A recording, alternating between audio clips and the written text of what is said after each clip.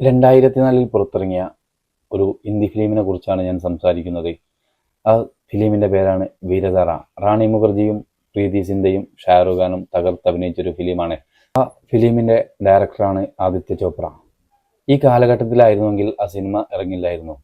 അതിന്റെ കാരണം പാകിസ്ഥാനിലുള്ള ഒരു യുവതി ഇന്ത്യയിൽ വരികയും ആ ബസ് അപകടത്തിൽപ്പെട്ട് ഒരു ഇന്ത്യൻ ആർമിയിലെ ഒരു യുവാവ് ആ യുവതിയെ രക്ഷിക്കുകയും ചെയ്യുന്ന ഒരു കഥയാണത്. അങ്ങനെ അവർ പ്രണയത്തിലാവുകയും അങ്ങനെ പാകിസ്ഥാനിൽ നിന്നും ആദ്യം വിവാഹം ഉറപ്പിച്ച വരൻ ഇന്ത്യയിലെത്തുകയും ഇന്ത്യയിൽ നിന്ന് പ്രീതി സിന്ധയെ പാകിസ്ഥാനിലേക്ക് കൊണ്ടുപോവുകയും അവിടെ കല്യാണത്തിന്റെ തലയിൽ നിന്ന് ഷാരൂഖ് ഖാൻ അവിടെ എത്തുകയും അങ്ങനെ അവിടെ വെച്ചാണ് പ്രീതി സിന്ധയുടെ ആദ്യ വരൻ ഇയാളെ തീവ്രവാദിയാണെന്ന് മുദ്രകുത്തി ജയിലടയ്ക്കുകയും ചെയ്യുന്നത്. ആ ജയിലിൽ വെച്ചാണ് ഷാരൂഖ് ഖാനും റാണി മുഖർജിനെ ഫസ്റ്റ് കാണിക്കുന്നത്. അത്രയും മനോഹരമായിട്ടാണ് ആ ഫ്രെയിമുകളൊക്കെ ഈ ഡയറക്ടർ ചെയ്തത്.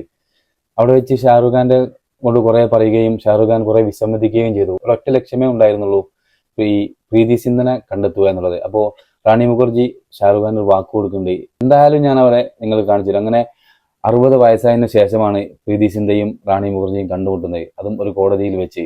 അത്രയും അതിന്റെ പാട്ടുകൾ തന്നെ വളരെ സൂപ്പർ ഹിറ്റ് പാട്ടുകളാണ്. സൂപ്പർ ഹിറ്റ് ഡയറക്ടറുമാണ്. ഞാൻ ഡയറക്ടർ തന്നെ അങ്ങനെ എടുത്തെടുത്ത് പറയേണ്ടിയല്ലോ. അതിന്റെ പാട്ടുകൾ വളരെ സൂപ്പർ ഹിറ്റ് പാട്ടുകളാണ്. കഥ നല്ല കഥയായിരുന്നു.